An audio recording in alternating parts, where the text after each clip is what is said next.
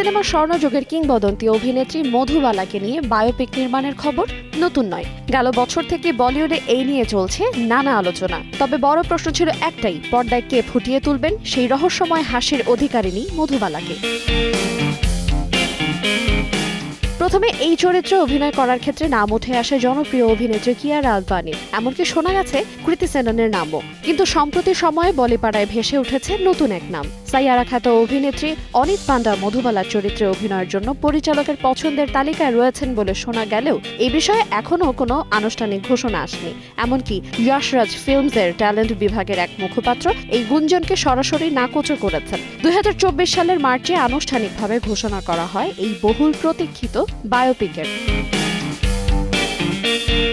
মাত্র এক দশকের ক্যারিয়ারে অসংখ্য কালজয়ী সিনেমা উপহার দিয়েছেন মধুবালা। মিস্টার অ্যান্ড মিসেস 55, চলতে কা নাম গাড়ি, কালাপানি, হাওড়া ব্রিজ আজও দর্শকের কাছে ক্লাসিক। আর মুঘলে আজমে আনারকলির চরিত্রে তার অভিনয় তাকে চিরস্থায়ী জায়গা করে দিয়েছে সিনেমার ইতিহাসে। মাত্র 36 বছর বয়সেই 1969 সালে পৃথিবীকে বিদায় জানান এই কিংবদন্তি অভিনেত্রী। তবে তার সৌন্দর্য, অভিনয় আর রহস্যময় হাসি আজও অমলিন।